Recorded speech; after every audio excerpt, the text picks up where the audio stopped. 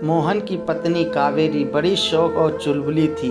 अपनी अदाओं से वो मोहन को हमेशा मदहोश किए रहती थी। उसको पाकर मोहन को जैसे पंख लग गए थे और वह हमेशा आकाश में उड़ान भरने को तैयार हो उठता था। कावेरी उसकी इस उड़ान को हमेशा ही सहारा देकर दुनिया जीतने का सपना देखती रहती थी। अपने मायके में भी कावेरी खुली हिरन की तरह गांव भर में घूमती रहती थी। इसमें उसे कोई हिचक नहीं होती थी, क्योंकि उसकी माँ बचपन में ही मर गई थी और सौतेली माँ का उस पर कोई कंट्रोल ना था। कावेरी छोटे बड़े किसी काम में अपनी सीमा लांघने से कभी भी नहीं हिचकती थी। शादी से पहले ही उसका नाम गांव के कई लड़कों से जोड़ा जाता था। वैसे ब्याह कर अपने इस घर आने के बाद पहले तो कावेरी ने अपनी बोली और बर्ताव से पूरे घर का दिल जीत लिया, पर जल्दी ही वह अपने रंग में आ गई। मोहन के बड़े भाई गोपाल की सबसे बड़ी औलाद एक बेटी थी, जो अब सयानी और शादी के लायक हो चुकी थी। उसका नाम सलोनी था। गोपाल के दो बेटे अभी छोटे ही थे। गोपाल की पत्नी पिछले साल हैजे की वजह से बन गई थी। कावेरी के सास ससुर और गोपाल अब कभी कभी सलोनी की शादी कर देने की चर्चा छेड़ देते थे, जिससे वो डर जाती थी। उसकी शादी में अच्छा खासा खर्च होने की उम्मीद थी। कावेरी चाहती थी कि अगर किसी तरह उसका पति अपने भाई गोपाल से अलग होने को राजी हो जाए तो होने वाले इस खर्चे से वह बच निकलेगी। कावेरी ने माहौल देखकर मोहन को अपने मन की बात बताई। मोहन एक सीधा साधा जवान था। वह घर के एक सामान्य सदस्य की तरह रहता और दिल खोलकर कमाता था। वह इन छल प्रपंचों से कोसों दूर था। कावेरी की बातों को सुनकर पल भर के लिए तो मोहन को बहुत बुरा लगा, पर कावेरी ने जब इन सारी बातों की जिम्मेदारी अपने ऊपर छोड़ देने की बात कही तो वो चुप हो गया। यही तो कावेरी चाहती थी। अब वह आगे की चाल के बारे में सोचने लग गई।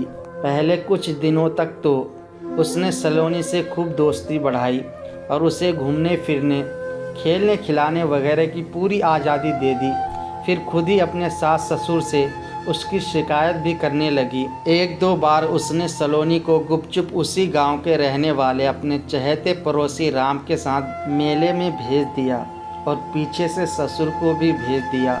सलोनी के रंगे हाथ पकड़े जाने पर कावेरी ने उस घर में रहने से साफ इनकार कर दिया। सास ससुर और गांव वाले उसे समझा समझा कर थक गए, पर उसने तब तक कुछ नहीं खाया पिया जब तक कि पांचों ने अलग रहने का फैसला नहीं ले लिया। अब तो कावेरी की पौबारह थी। अकेले घर में उसे सभी तरह की छूट थी। ना दिन में कोई देखने वाला, ना रात में कोई उठाने वाला। अब तो वह अपनी नींद सोती और अपनी नींद जागती थी। मोहन तो उसके रूप और जवानी पर पहले से ही लट्टू था। बंटवारा होने के बाद से तो वह उसका और भी एहसानमंद हो गया था। मोहन दिन भर अपने खेतों में काम करता और रात में खा पी कर कावेरी के रूप रस का पान कर जो सोता, तो 4 बजे भोर में ही पशुओं को चारा पानी देने के लिए उठता। इस बीच कावेरी क्या करती है, क्या खाती पीती है, कहाँ उठती बैठती है, इसका उसे बिल्कुल भी एहसास ना था और ना ही चिंता थी। कावेरी ने एक मोबाइल फ़ोन खरीद लिया। कुछ ही दिनों में उसने अपने पुराने प्रेमी से फ़ोन पर बात की। सुनो कन्हैया, अब मैं यहाँ भी पूरी तरह से आज़ाद हूँ। तुम जब चाहो समय निकाल कर यहाँ आ सकते हो। केवल इतना ध्यान रखना कि मेरे गांव के पास आकर पहले मुझसे बातचीत करके ही घर पर आना, समझे? क्यों, अब मेरे रात में आने से तुझे अपनी नींद में खलल पड़ती है क्या? दिन में बार बार तुम्हारे यहाँ आने से नाहक लोगों को शक होगा, कन्हैया ने कहा। रात के अंधेरे में तो सभी काला धंधा चलाते हैं, पर दिन के उजाले में भी कुछ दिन अपना काला धंधा चलाकर मजा लेने में क्या हर्ज है। रात को पशुशाला में गोबर की बदबू के बीच वो मज़ा कहाँ जो दिन के उजाले में अपने मर्द के बिछावना पर मिलेगा। ठीक है कावेरी, तुम्हारी बातों को मैंने कब काटा है, ये आदेश भी सिर आँखों पर, लेकिन जोश के साथ होश कभी नहीं खोना चाहिए। ठीक है, कल दोपहर बाद, कन्हैया बोला। दूसरे दिन सवेरे ही कावेरी ने मोहन को चाय नाश्ता कराकर दोपहर का खाना देकर खेत पर काम करने इस तरह विदा किया जैसे कोई माँ अपने बच्चे को तैयार कर पढ़ने के लिए भेजती है। ठीक 12:30 बजे मोबाइल फ़ोन की घंटी बजने लगी। भीतर बाहर अगल बगल देखकर कावेरी ने कन्हैया को घर पर आने का सिग्नल दे दिया। कन्हैया सावधानी से उसके दरवाजे तक आ गया और वहाँ से उसे अपनी आंगन तक ले जाने के लिए तो कावेरी वहाँ मौजूद थी ही। तकरीबन 2 घंटे तक कन्हैया वहाँ पर रहकर मौज मजा लेता रहा। फिर जैसे आया था वैसे ही लौट गया। ठीक उसी समय अलग हुए बराबर के घर में सलोनी अपने छोटे भाई रमुआ के साथ पशुओं को खूंटे से बांध रही थी। आज रमुआ अपने साथ दोपहर का खाना नहीं ले जा सकता था, इसी वजह से वह सवेरे ही पशुओं को हाँक लाया था। सलोनी ने चाची के घर से निकलकर एक अजनबी को जाते देखा तो उसे कुछ अटपटा सा लगा, पर वह चुप हो गई। दूसरे दिन भी जब सलोनी बैलों को पानी पिलाने के लिए दरवाजे पर आई तो गांव के ही राम को कावेरी के घर से निकलते देखा। देखते ही वह पहचान गई कि ये वही राम है जिसके साथ चाची उसे बदनाम करके दादा दादी और उनसे अलग हुई थी। अब तो सलोनी के मन में कुछ उथल पुथल सी होने लगी। उसने अपने मन को शांत कर एक फैसला लिया और मुस्कुराने लगी। अब सलोनी बार बार चाचा के घर की निगरानी करने लगी। वह अपने आंगन से निकलकर चुपके से चाचा चाची के घर की ओर देख लेती और लौट जाती। एक दिन उसे फिर एक नया अजनबी उसके आंगन से निकलते हुए दिखा। अब सलोनी से रहा नहीं गया। उसने अपनी दादी से सारी बातें बताई। वो बूढ़ी अपनी एक खास जवान पड़ोसन से मदद लेकर इस बात की जांच में जुट गई।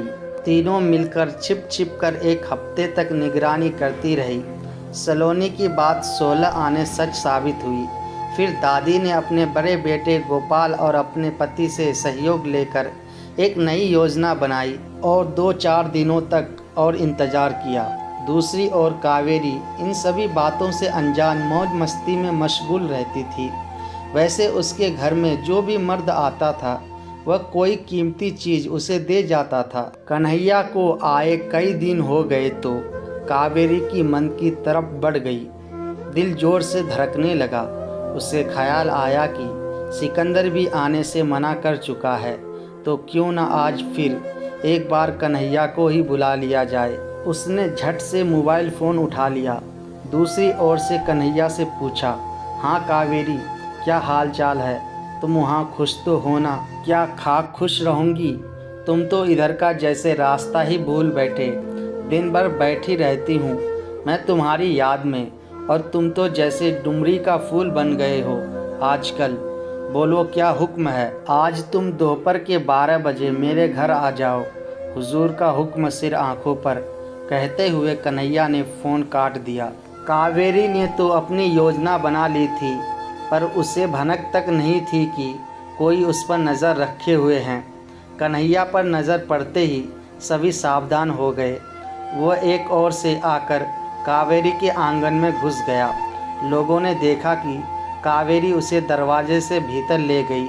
सलोनी ने दादी के कहने पर मोहन चाचा को भी बुलाकर अपने दरवाजे पर बैठा लिया था। धीरे धीरे कुछ और लोग आ गए और जब तकरीबन आधा घंटा बीत गया होगा तब मोहन को आगे कर सभी लोग उसके दरवाजे पर पहुंच गए। दस्तक देने पर जब दरवाज़ा नहीं खुला तब लोगों ने मोहन को ऊंची आवाज़ लगाकर कावेरी को बुलाने को कहा। उसकी आवाज़ को पहचान कर कावेरी को कुछ शक हुआ, क्योंकि आज उसे धान की खेत की निराई जुड़ाई करनी थी।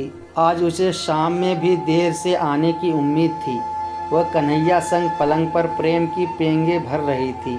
यूं ही कावेरी ने दरवाज़ा खोला। सामने मोहन के संग पास पड़ोस के लोगों को देखकर उसके होश उड़ गए। वो कुछ बोलती इससे पहले ही पूरा हुजूम उसके आंगन में घुस गया और कन्हैया को भी धर दबोचा। पत्नी कावेरी के सामने हमेशा भीगी बिल्ली बना रहने वाला मोहन आज ना जाने कैसे बब्बर शेर बनकर दहाड़ता हुआ उस पर पिल पड़ा और चिल्लाया, आज मैं इसको जान से मारकर ही चैन की सांस लूँगा। उस दिन के बाद से फिर ना तो कावेरी कभी वापस गांव में दिखी और ना ही उसका प्रेमी। सुना था कि वह शहर जाकर कई घरों में बर्तन मांज कर फटे हाल गुजारा कर रही है।